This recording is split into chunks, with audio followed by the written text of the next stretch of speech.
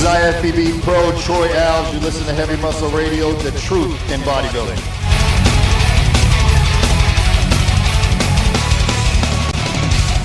Okay, our next guest is a rather unusual one. He's only 19 years of age.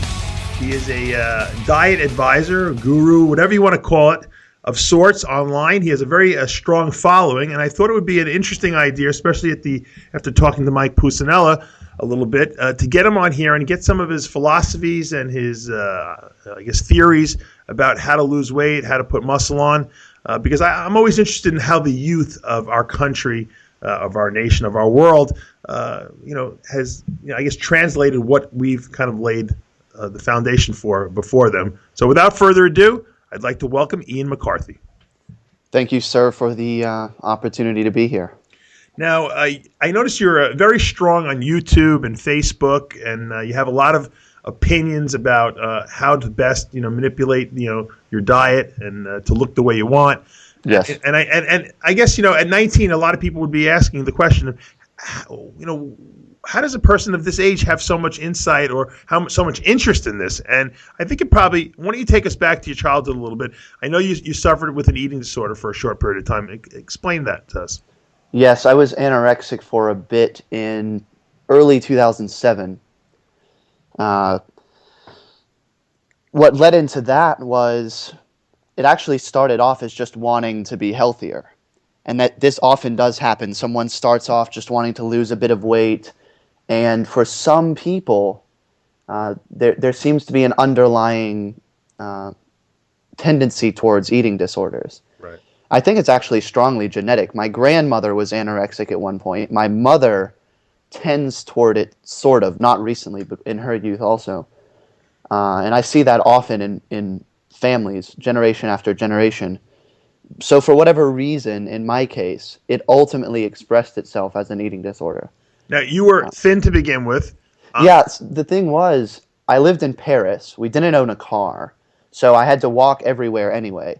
I would train, I bicycled from anywhere from 2 to 5 hours a day. Wow. Just because I loved it, basically. Yeah. So I was maybe 115 pounds before the anorexia. At what height were you that? 5'7", roughly. All right, so that's real thin. Now, yeah. Did you so were you in one of these over exercises? Did you get like the high from it, or did you just do it because there was nothing else to do while you lived in Paris? I cycled because I loved it. I mean, I really genuinely enjoyed it. And I would actually go to this cycling area in Paris, which is, it's actually, they built a track around a place where people do horse races. Mm-hmm. Because it was just convenient to do that. Right. And I would go there and I would train with the professional cyclists who would just do laps for hours and hours and hours. And I got to the point where I could actually keep up with them, amazingly. Yeah. And thinking about it, talking about it now, it sounds very boring, but I really loved it. So okay, so it wasn't an obsession; it was more like you enjoyed it. Because I know when I was a long distance runner, I got to the point where I was obsessed with it, and I felt that I needed to keep doing it to look ripped and everything like that, and to be the best runner possible. And after a while, I wasn't even enjoying it, but I felt like I had a need to do it. Yeah. So while I wasn't maybe a full-blown anorexic, I had anorexic tendencies because I underate so that I would keep my weight down, and I over-exercised essentially. Right. I mean, anorexics fall into different categories. Some just don't eat. Some eat what appears to be a normal amount of food, but hugely over-exercise. It's usually a mixture of the two. It's extreme calorie restriction and absurd amounts of exercise, and they drink ice water all day because they think it's going to account for 20 calories difference in all of this. The kind of shit that a lot of bodybuilders do. Yeah. So we're all a little crazy. Now, talk to me a little bit how you got into. Obviously, the eating disorder disrupted you enough emotionally that you realized that you needed to come to grips and get some tools to deal with it. And I understand. Obviously, you've translated that into helping other people today. But when you first had that disorder occurring and you had awareness of it, what did you start doing? Did you start like reading everything about nutrition to kind of get information and understand what was going on? Something like that. In fact, what happened was my doctor, my French doctor, and they're very unlike American doctors. I was, had a checkup or whatever, and she basically said to my face that I was about to die. She said, if you continue, what she said was that I am exercising as much as an Olympic athlete, Right. and eating as much as a runway model. That's a problem. And she said, if you continue to do this, you will be dead within something like 6 weeks. Wow. Just from basically heart failure. How did you have the energy to go and cycle like that with no food? Oh, I haven't the slightest clue. Although I felt like death all the time.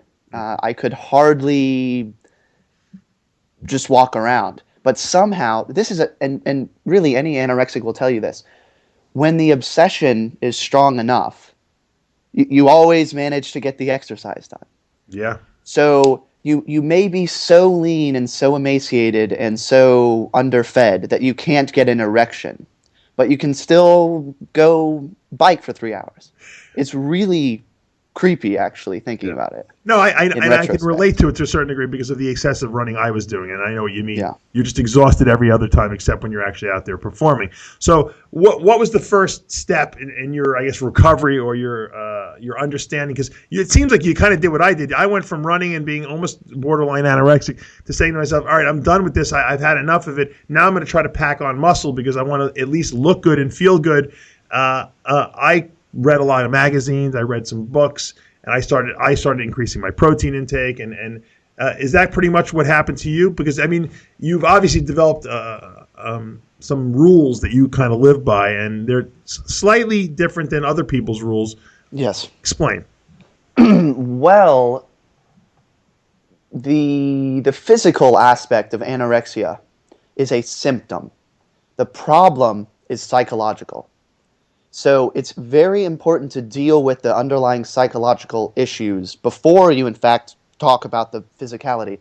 Unless, of course, in my case, it was an immediate threat to my being able to live. Right.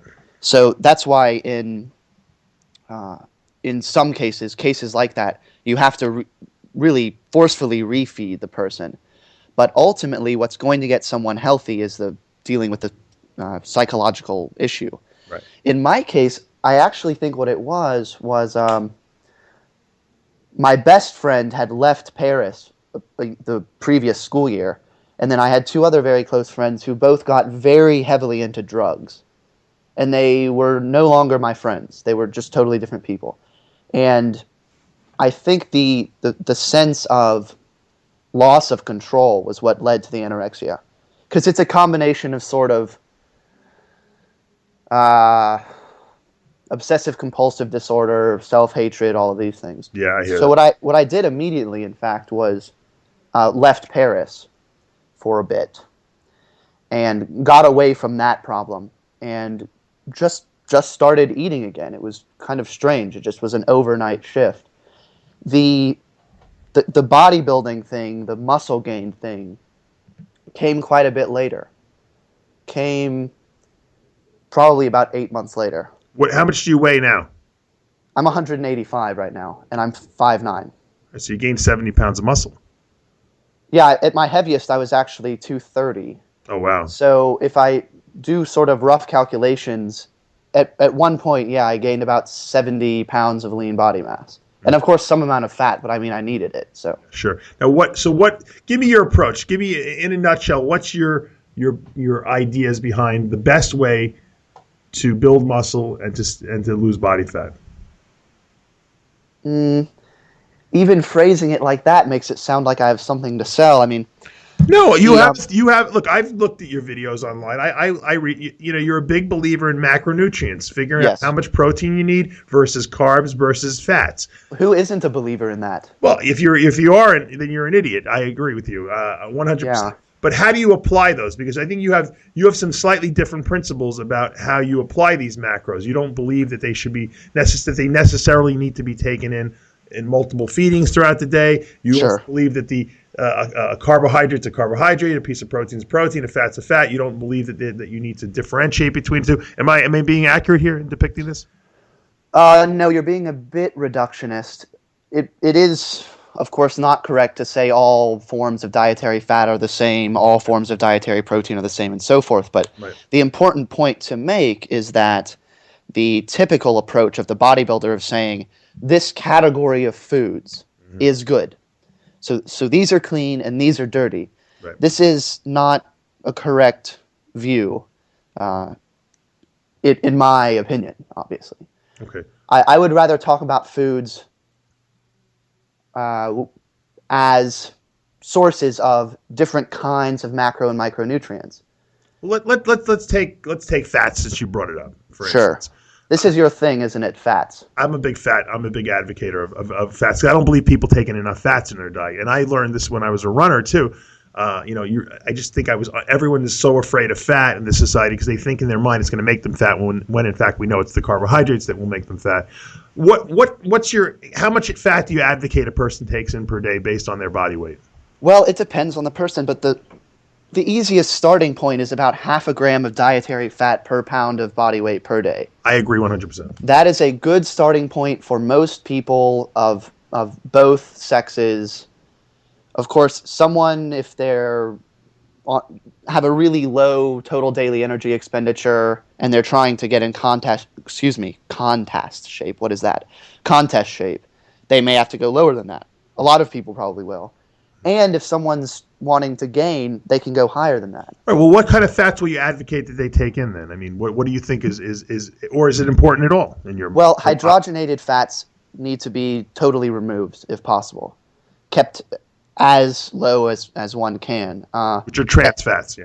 Exactly. Well, the artificial trans fats, because things like dairy products and beef have some amount of natural trans fat. Yeah, but it's minuscule, yeah. Right. I advocate a mixture of the different kinds. I mean, they have their different functions. We have the monounsaturated fatty acids are really across the board beneficial. Yes, I agree. Certain types of polyunsaturated fats are good, although if you have too much, that can be damaging as well. And then with the saturated fats, it depends on the type. Mm-hmm. People just say saturated fats. Well, are we talking about stearic acid or are we talking about palmitic acid? There's a difference there. Absolutely. So you can break it down to a fairly significant degree, but I advocate avoidance of artificial trans fats and a mixture of fats from whole food sources and fish oil supplementation, and that should cover it for most people. We're on the same page on that. Okay, so let's talk about protein now.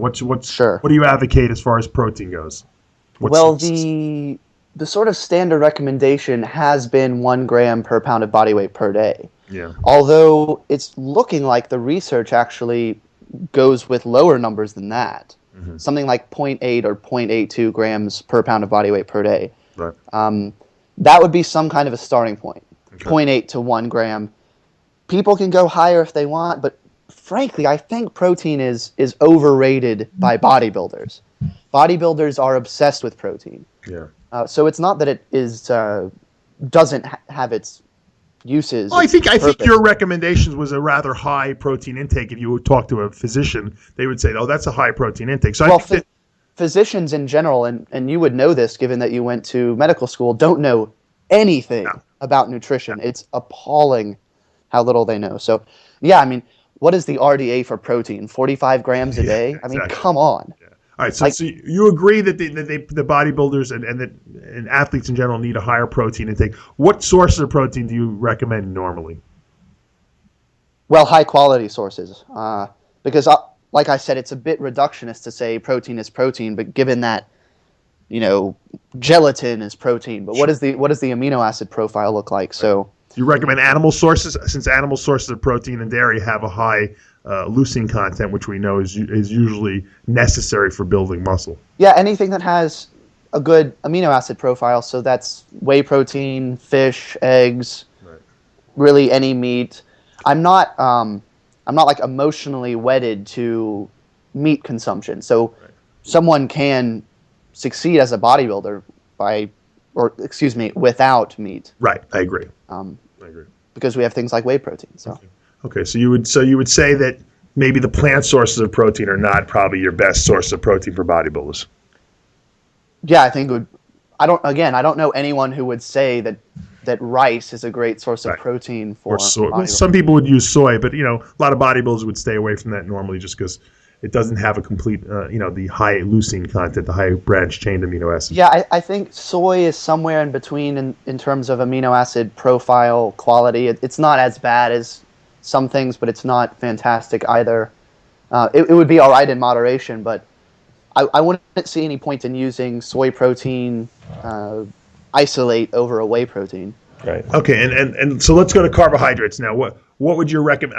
Now, I wouldn't even, before I even ask you, I would probably say, if I said what's your recommendation for carbohydrate intake, you'd probably say depends on what the person's caloric requirements are at that point. Right. I mean, you are of course correct in saying, and I was watching one of your seminars, there's no such thing as an essential dietary carbohydrate. Right. Whereas, again, whatever the RDA is for carbs, 300 grams a day for a sedentary person, this is nonsense. Right. But I think, as I said before, I think protein is probably overrated by a lot of bodybuilders. Carbohydrates are probably rather underrated and feared. Right. Bodybuilders in general are physically active and lean. And physically active, lean people can handle fairly large quantities of dietary carbohydrate. Mm-hmm. So everyone's obviously different. So let's say we Sure. we assess the person's protein requirements and fat requirements. Given what we suggested, a pound to a pound, a gram to a gram and a half of protein per pound, and you have Yes. half a gram of fat per pound.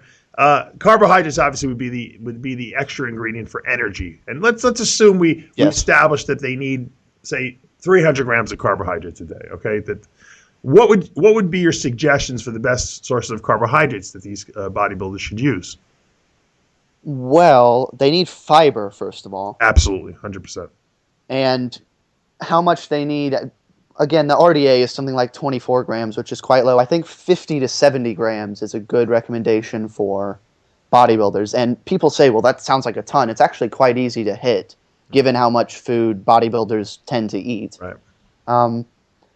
But frankly, I let people kind of eat, or I would suggest that people eat the carbs that they enjoy. Mm-hmm. I think that fear of fructose, for example, is hugely exaggerated. Mm-hmm. But I'm certainly not going to say to someone, well, fiber doesn't matter. Right. But once they hit those fiber numbers with a mixture of whatever it may be, oatmeal and fruit and vegetables and so forth, they can fill up those carb numbers with whatever their preference is. Right. But I'm not the kind of person who says, and I don't think there is really anyone who says, if you have 300 grams of carbs per day, it's perfectly fine to get that in the form of whatever it is, one whole box of Pop-Tarts every day. Yeah. Okay. Well, interestingly, you had said earlier that you didn't really believe in this whole I should say clean and dirty foods, right? Sure. Yes. However, we kind of just laid a profile out with protein. You suggested, sticking with, animal sources of protein. You're not really a huge fan of red meat. You're not a huge fan of plant sources. With regard to fats, you really are an advocate of staying away from most of the saturated fats, except some of the good ones. Eating monounsaturated fats and polyunsaturated fats, and then even with carbohydrates, you're a big advocate of fiber. So I mean, if you want to qualify those, you're really qualifying the different macronutrients as good and bad. So, I mean, in essence, you pretty much are sticking to what a typical bodybuilder would suggest in that realm. I would disagree. Another point that we haven't discussed is micronutrients. A quote-unquote clean diet tends to be deficient in micronutrients. I agree. We're talking about macronutrients, and we can say that certain macronutrients are harmful and certain macronutrients are beneficial in appropriate quantities and so forth. But the problem with the clean food versus dirty food thing is every person has a different definition of that.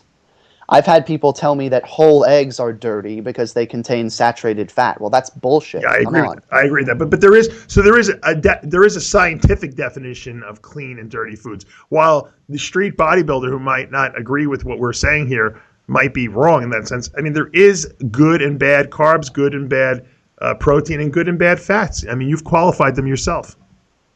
Well, let's go with carbs. What would be a bad carb? Fructose? I think that if you had to pick carbohydrates that you would want to use, I think that you'd have to pick more complex carbohydrates that probably elicit less of an insulin response when you're eating during any time period other than the post-workout window. Okay, let's run with insulin. Okay. This will be fun. Okay. Why do you care about insulin secretion in the way you've just described? Well, because certain people who oversecrete insulin in response to simple carbohydrates tend to get fatter when they do that. Whereas with those same people, if you give them more complex carbohydrates in the same carbohydrate combination, they won't gain fat because they'll release less insulin. So you're saying if macronutrient intake is exactly the same, that fat gain will be higher in someone consuming more insulinogenic carbohydrates versus someone eating less insulinogenic carbohydrates? In many people, yes. How do you explain that? Where is the additional fat coming from? If the macronutrient intake is the same. If you're overproducing insulin, you have a much greater chance of storing carbohydrates as fat. Okay. Do you think You're assuming that you're eating all your carbohydrates that you're assuming are going to be going into glycogen storage in the muscles and the liver. In many people, their muscles will top off way before other people do, and they'll have that extra carbohydrates will go into fat storage. Well, this process is of converting dietary carbohydrate to fat is called, what is it called? De novo lipogenesis. Mm-hmm. It almost never happens in humans, actually. Oh, really? How do people gain fat? Well, other dietary fat, for example, is very easy to store. Mm-hmm. But the idea that large amounts of dietary carbohydrate are going to be converted into body fat is largely a fantasy. When that does happen is in prolonged, extreme carbohydrate overfeeding. And you may think this sounds like bullshit. I encourage people to do the research and read about de novo lipogenesis. Again, it doesn't happen often to significant degrees in humans. You're assuming that people are keeping their caloric requirements and their carbohydrate requirements in very moderate amounts, obviously. It's like, because could you rephrase that? I'm not sure what you mean by that. I'll give you a good analogy. You have the cyclist who's cycling, 100 miles for the day, and they're eating jelly beans. Sure. To subsidize their energy requirements. They're not going to store those as fat, obviously, because they're using them as caloric requirement. Yeah.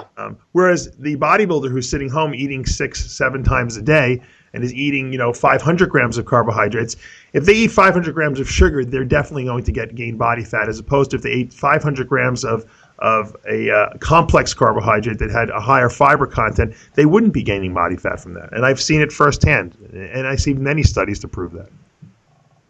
Well, I'd like to see the studies, first of all. Okay. Now, what if this bodybuilder is in an energy deficit while consuming 500 grams of sucrose per day? Yeah, You're telling me that they're going to gain body fat while in... Absolutely not. Okay, so you're saying that they are in a calorie surplus. Yeah, because most people who eat a lot of carbohydrates are trying to gain muscle, and they're trying to pack on mass, but they don't necessarily want to pack on extra body fat. That's the problem. So if they're eating tons of sugar as their carbohydrates, as opposed to tons of complex carbohydrates, they're much more likely to store that extra calories. You'd have to agree with that as body fat. I would want you to define tons. I'll go back and repeat if my point wasn't made, that I wouldn't tell someone that it's okay to get 100% of their carbohydrate from pure sucrose, because they're not going to get their fiber. And at that sort of intake, 500 grams of sucrose per day, that's 250 grams of fructose per day. I do think fructose fear has become some kind of phobia now. It's not justified to that degree in active people. It is, but 250 grams of fructose per day, of course that's going to have negative effects. I would be worried first and foremost about health before even body fat gain. I agree 100%. So again, I'm not advocating a view as reductionist as all carbs are the same. But when I hear people say things like, you can't have fruit when you're in a contest prep diet because it contains fructose, that to me is total nonsense. The idea of taking out a whole category of extremely micronutrient dense foods, because they have whatever it may be, 10 grams of fructose in a banana or something. Come on, this is nonsense. Yeah, In lean active people. Yeah, I don't necessarily agree with that. But also, you have to understand when bodybuilders are in contest phase, even fitness competitors for that matter, every single nutrient makes a big difference. When you're just trying to get try to get Mrs. Jones who's 200 pounds overweight to lose weight, I don't think I think that you're right. You don't have to be as rigid as that. So you're saying in a contest prep, or I'll ask it. Do you think that in a contest preparation diet, it would be better for a bodybuilder to choose rice over fruit because the rice does not contain fructose?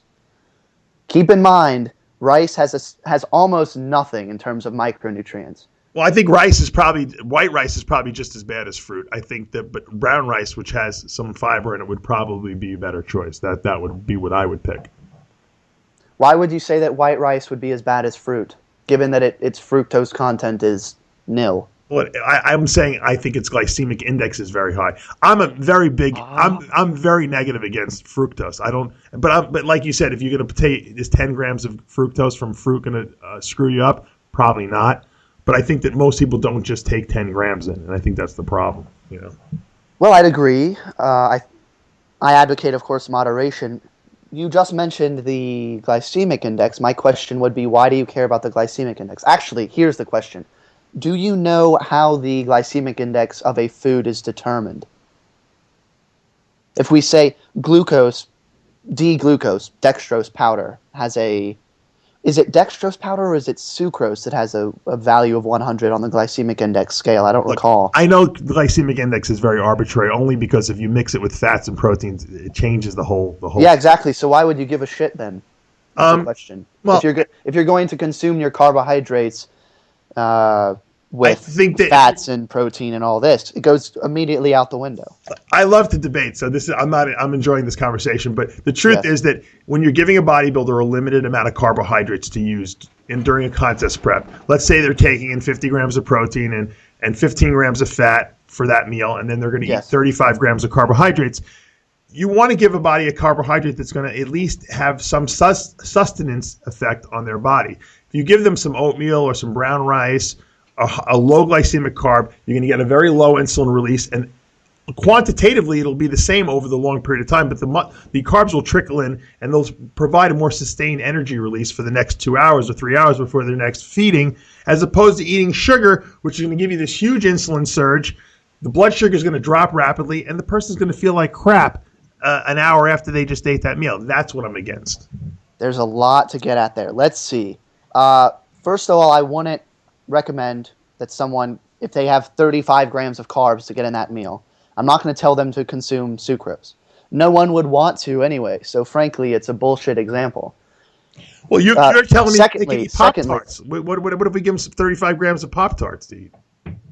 Well, it depends on their overall diet. If their overall diet hits all of their macronutrient and micronutrient goals correctly, and that includes fiber being a macronutrient, then if they can fit one Pop-Tart into that meal, is that something that I would do? Probably not, but it would be possible.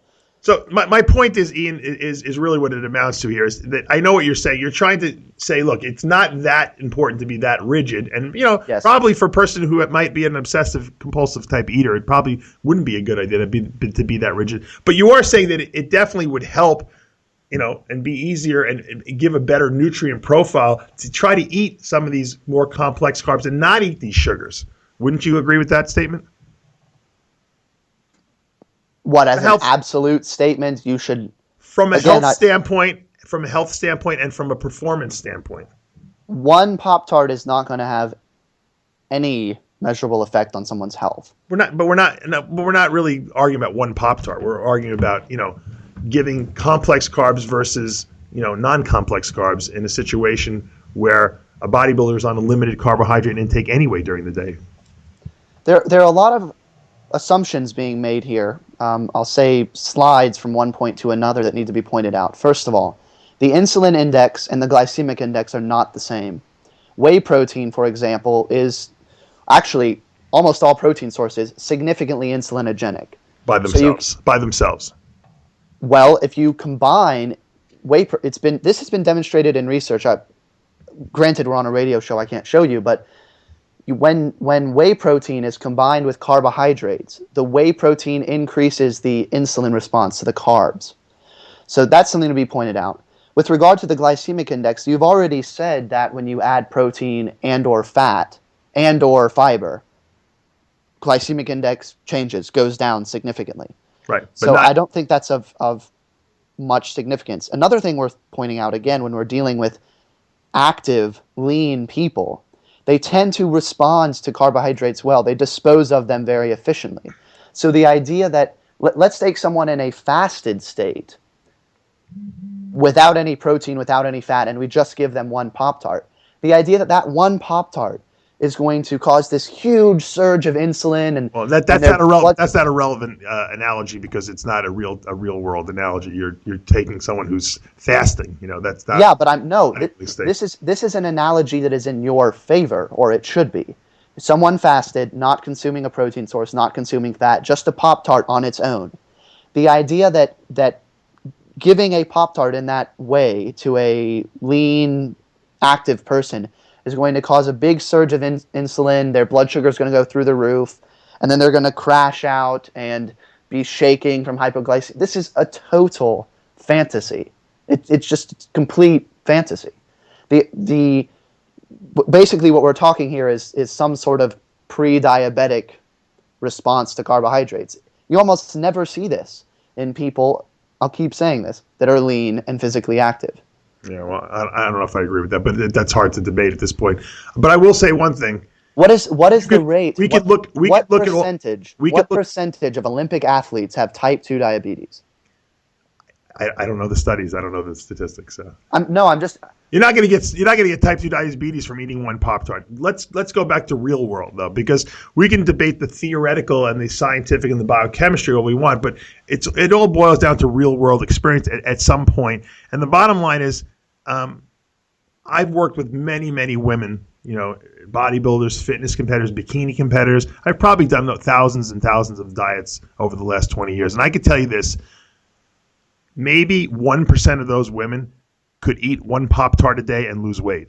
Most of them, if you gave them a Pop-Tart, they would gain weight. As astronomical or as unbelievable as it might seem that only one Pop-Tart would cause them to gain weight, it will. And that's just complete bullshit, Dave. I'm sorry. That's complete bullshit. It's not. We could do a controlled study if you want, because I see these women. They cannot eat junk food. Most of them. There's 1% that have good metabolisms that can get away with it. I'm telling you, real world, it just don't work that way. One Pop-Tart has something like 2 grams of protein, 5 grams of fat, 36 grams of carbs, maybe 15 grams of which is sugar. You're telling me, you expect me to believe that 99% of women cannot fit 2 grams of protein, 5 grams of fat, and 35 grams of carbohydrate, a chunk of which is sugar, into their diet and lose fat? Come on. On a contest diet, it won't happen. How many women have you gotten in shape during your career? I don't work with clients. I understand that. So you're using this all in a hypothetical situation. So you're really not, you could read a book on how to play tennis, but until you get on a tennis court and hit a tennis ball, you're not a tennis player. Why? Well, first of all, that's fine. Why are you using the example of women rather than men? I'm pointing out the extreme, because I think more men could get away with it because men have better metabolism by nature. But you're saying, according to what you say, it's an all or none thing. I'm telling you it's not. Real world experience, when a woman is trying to lose weight in a contest scenario and get as lean as she conceivably can, you get her down to those last 6 weeks, you feed her a Pop-Tart, she'll gain weight. It doesn't seem normal. It doesn't seem like theoretically possible, but it happens every single time. They cannot eat junk food like that. They cannot eat sugary foods. It just does something, whacks their system out. So you're saying adding in 200 calories of a quote-unquote junk food causes them to gain weight? Well, that's an ignorant statement, because we all know a calorie is not equal to a calorie, right? Unless you do. Excuse me. It's not an ignorant statement. Where is this? Body fat is stored energy. So you're saying that they're gaining fat by eating 200 calories worth of a junk food. Where is the energy coming from? Given that it can't be created or destroyed. When you're in a severe calorie restricted state, metabolic rate tends to slow down, and the body goes into a conservation or storage mode. Okay, that's a well-known fact, especially when body fat levels get extremely, extremely low. In women, they have these hormones that will be released that enable them to conserve calories, especially in the lower body. We know this because it's evolutionarily set, because women during childbearing, when they're pregnant, have to conserve calories during times of starvation. Well, this calorie restriction or this low body fat initiates this response. You put in a very small amount of calories, and they're going to gain weight. Here's a good analogy to prove it to you. This is not possible. Listen, it is possible. Physics. I'll explain. Listen, no, it's not. I'll explain how it's possible. You take a person that has a normal isocaloric diet where they're actually not gaining weight, they're not losing weight, and you give them the drug prednisone. Guess what's going to happen? They're going to gain fat with no energy requirements put in, nothing, no calories at all. They're going to get fat, okay, and they're going to lose. And that's just that's a fact. You can go look it up in any medical journal. Ask anyone who's on prednisone if they got fatter, and they'll tell you they ate no extra calories and they're fatter. How is that possible, given your idea that you need to put energy into the system? I know nothing about this. This is the drug that causes sudden fat gain around the neck, something like this. No, it doesn't. It causes fat all over the place. It's called the manipulation, the nutrient partitioning effect of drugs versus foods. Foods and drugs have metabolic stimulating or depressing effects depending on what you put into them. Proteins, lean sources of protein and lean sources of good essential healthy fats will stimulate the body to naturally build muscle, lose fat. Okay, whereas other foods like sugars, simple sugars, saturated fats tend to tell the body store body fat. And that's just a given fact. That's with nothing. That's just the way they are. Now, certain drugs do the same thing. Anabolic steroids, for instance, tell the body build muscle, lose, and use the stored body fat to fuel that process. Catabolic steroids, like prednisone, cortisol, will tell the body store body fat with no extra energy input. And it's a known fact. It's a known phenomenon. Dr. Scott Connolly, who owned Metrex for many, many years, he's elucidated this in many books. You can read all his books about it, and it's scientifically given. And you just can't debate this. This is fact. Well, basically everything you've said is incorrect. And I'll just you're telling me that 200 calories of Pop-Tart is somehow equivalent to pharmaceuticals. Absolutely, foods can act like drugs. Absolutely, there's plenty of research to prove it. They did a study where they do you believe that cancer can be treated by eating apples? No. Okay. All right, I mean, so how far do you take this view exactly? Well, look at this. They did a study where they took and Dr. Connolly elucidated this in one of his seminars, and you can watch it on our site. They did a study where they took 3 groups of people, obese people. And they said, look, we don't want you to eat any more extra calories. We don't want you to do any exercise. We don't want you to change your diet. We're going to give you 3 different shakes to take. Group 1 had 400 calories of just whey protein. Group 2 had 400 calories a day added to whatever they were doing of just dextrose, which is sugar. And Group 3 had 400 calories of just soy protein. Sure. Soy protein group lost or gained no weight. The whey protein group lost body fat, gained muscle, waist circumference decreased. The group that took the dextrose in, waist circumference increased, and they gained body fat. Same calories, completely different responses, all because the food instructed the body by this phenomenon known as nutrient partitioning to do different things. It's amazing. Well, first of all, you're strawmanning my position because I haven't said that a calorie is a calorie. So obviously, 400 calories of dextrose has a different micronutrient makeup than 400 calories of soy protein or whey protein. But soy protein and whey protein are both proteins. Yes, look, first of all, I want to see the research. Secondly, it's quite easy. If in fact what you're describing is what happened, I'm not sure how to explain the difference between the soy protein group and the whey protein group. Between the whey protein group and the dextrose group, it's easy. Whey protein, despite what a lot of people say, actually has quite impressive effects on satiety. It has something. No, but they didn't. But they ate the same foods. They didn't change their diet. Nothing was changed. All we did was add these calories. So wait, so you're telling me that their entire diet was controlled?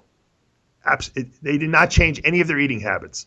Remember, there was a lot of people in these groups. There was like 100 people in each group. So no, was their entire diet controlled by the researchers for macronutrient and micronutrient intake or not? It was not, but it was not altered from what it was. It wasn't.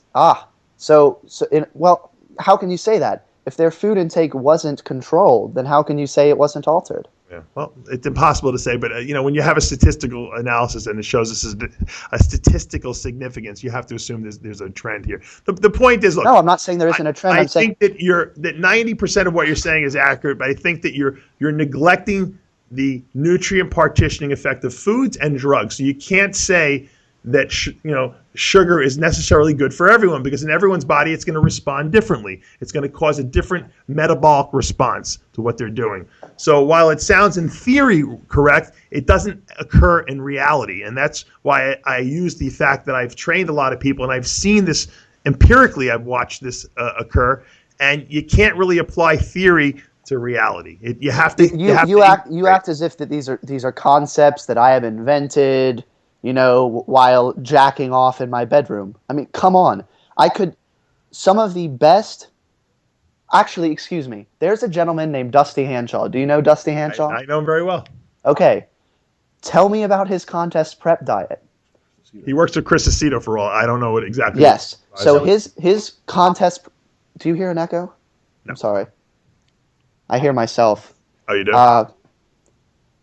He works with Chris Aceto. His diet preparing for shows includes Pop-Tarts and regular soda. And he gets as lean as anyone possibly can get as a human. So you're trying to tell me that, what is this? Is he lying about this? Is he a genetic freak?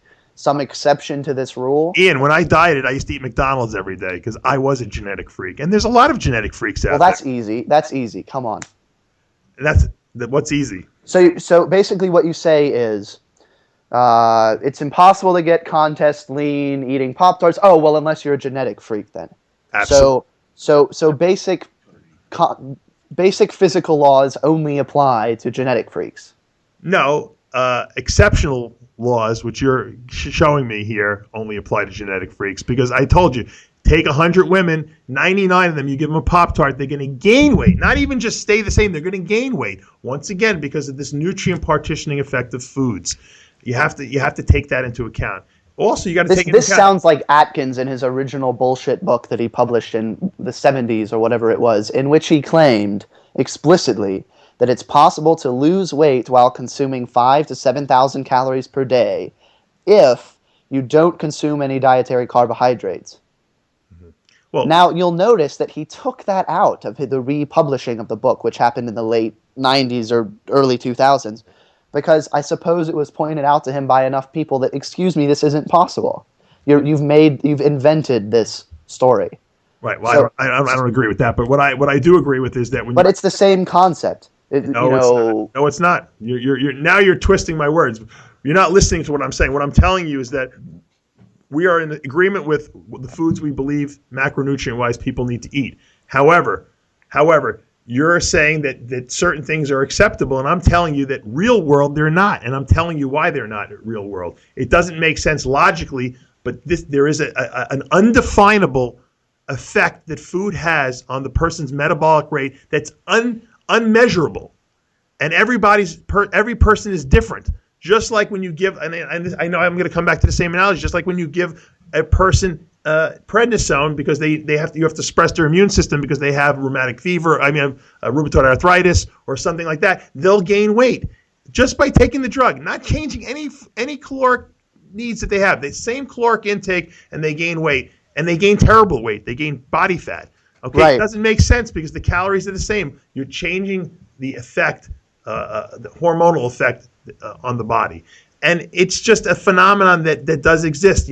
We can agree to disagree for the next 5 hours on it. I'm telling you, it is what it is. I do like, however, the fact that you're 19, you're curious, and that you're helping to spread information out there.